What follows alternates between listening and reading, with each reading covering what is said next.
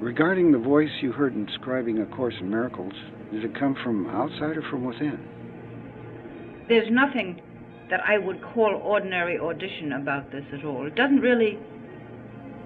It's a curious thing, and it will be very difficult to explain. Somebody asked me, was it as though your hand was moving? No, I wrote perfectly voluntarily in response to. I call it a voice, but a voice has sounds, or sounds as though it has something to do with hearing. I didn't hear anything. I think it's a sort of hearing that you can't really describe. It doesn't have anything to do with ears or waves hitting a drum or anything on that order. I don't really know. I think maybe I'm using the wrong word when I say hear. I sort of recognized it. It was very rapid. I could even, if I didn't catch a phrase, I could sort of say, would you mind doing that again, you know? This was in your mind? This is strictly mental. Otherwise I would consider it hallucinatory activity. I don't feel it was that. Is it comparable to anything in terms of how we hear ourselves talk, or like you talk to yourself? It wasn't my voice. It couldn't have been, because it talked about a whole area with which I am entirely unfamiliar. What about subvocalizing? When you're subvocalizing, you're hearing the words. You're actually hearing them. No, there's no vocalization. It's a process that I really would find impossible to explain. It's never happened to me before. I don't have any knowledge of the area so that I wouldn't be able to say like X or whatever it is, because I wouldn't know what X did. You could hear the words clearly in your mind even though you didn't hear a sound? I knew that that was the word. I think knew may be a better word than heard.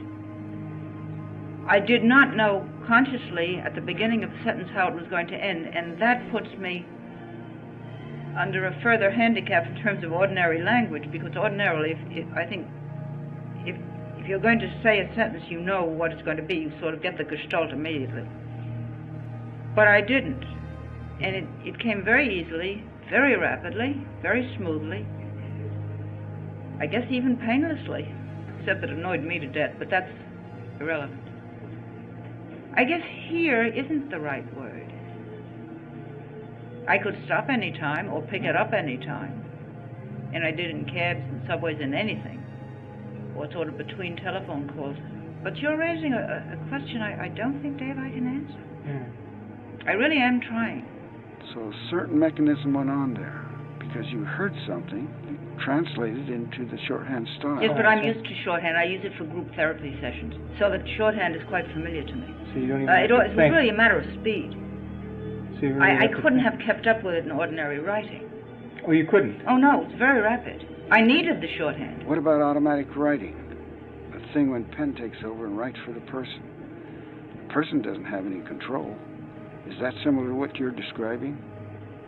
No, that didn't happen at all. I could have stopped at any time, and I frequently did. And I was very frequently interrupted, so that I would have to stop there.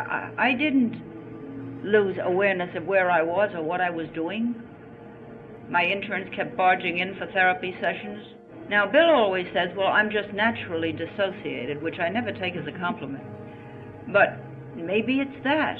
And I think in a sense it must be, because I haven't caught up with it yet. And I don't understand it, and I still feel very baffled by it. And I'm also still just a little uncomfortable with the material, but I'm getting used to it now. And I'm also getting used to a feeling that it was the right thing to have done. The only curious thing that I do know, and this is curious, I am used to doing pretty much what I want to, and I do make my own decisions. But for some reason or other, it never occurred to me not to do this. I thought that this should be done. I made every effort to keep it without me. I did not want to intrude on it, and I felt that it was a matter of personal integrity not to. I really did not interfere with it. I think the thing that I found upsetting about it was that it went against everything I believed, which is very hard to do. But I felt it was much more important. I know what I believe, but I didn't know what this was going to do next. And I was very pleased with its coherence, and with its being very consistent, which is something that I would regard as a mandatory criterion. It read very well. Mm-hmm. Yeah. And I know the pain with which I managed to get something to read halfway as well as that, which is very agonizing. And this came out very quickly, talked about a system I don't know anything about, and confused me no end. I'm still cross-eyed. That's all I can really say about it. Tried to edit it at times, didn't you? Yes, I did. It would bother me, and I would never forget what it was originally, and I would feel kind of uneasy about it.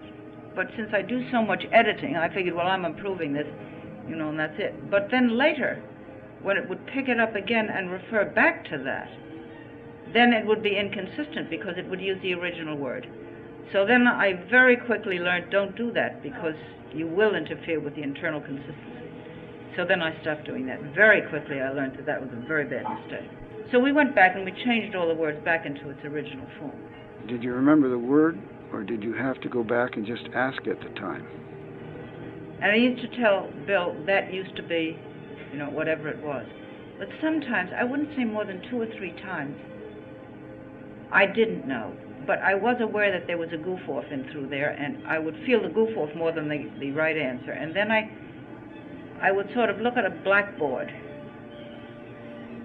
in my head and see it written, the word it should have been. And I would ask, can I see it on the blackboard?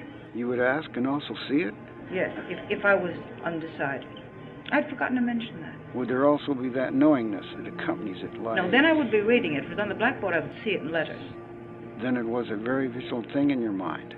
And then it was visual. Ordinarily it isn't. But I think that modality had to come in where I had kind of lost my way in it, and I really didn't know what the word should be. Could you close this off any time you didn't want to hear or do it? Oh, yes. In other words, it was strictly your option. Oh, very much. Except that it kind of nudges me if I didn't do it when I was sort of supposed to. Sometimes I couldn't sleep, and then I would become very restless. And at one point, I didn't do it for about 3 weeks. I felt quite pushed around by this, and enough is enough. And it was kind of a rough 3 weeks. But I didn't know when it was finished, and I didn't know when I was supposed to stop. The course came first. Well, the text is what we originally had called the course. The text is the right word for it. Uh-huh. That came first, and when that was through, I think there was something like a 3-month hiatus. You had no urge to write then? A while before I started in again, I said to Bill and also to Jonathan, I have a horrible feeling there's a workbook that goes with this, but maybe it's just maybe I'm going to be let off on this one. But I did know it, and it became increasingly clear that was it. And I knew at that time there would also be a teacher's manual, because that's obviously what professors have to teach with. Mm-hmm. And I did feel that it was going to organize itself in that way. And it did. Do you feel that it's over now? I think so. The only thing that I might be able to do, although I would hesitate to do it because I feel very strongly that my commitment included having nothing to do with anything psychic. I feel that very strongly. I think I told you the story of the original commitment in that line. If I didn't, it's in my autobiography and you'll see it. I think it's through. I do think, and under certain circumstances, I might be able to do this and might want to, if it were very helpful to somebody. I think there are questions I could probably write an answer to. But I think I would really want to do that, not as a major part of anything, because I don't think it's very important, but if someone were in trouble and it would be helpful, I might try to do it. I haven't had any occasion yet. So you continue to hear the voice? Oh no, I could ask what to do about something, particularly if the three of us are together. And we would ask, and we would get an answer. We generally get the same answer. If we don't, we'll sort of feel somebody's off a little bit and we'll try again. But we generally do. According to the Course, we should, and everyone could, ask about anything and get an answer.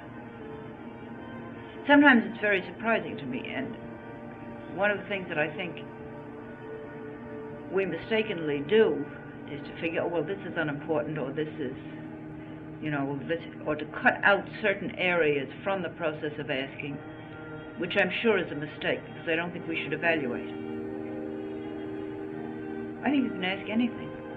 And I would doubt very much if anything is likely to happen to me that wouldn't happen to anybody else. If he wanted it to. Or if he felt this was the way he wanted to go. I can't imagine that. In fact, I'm sure it isn't true.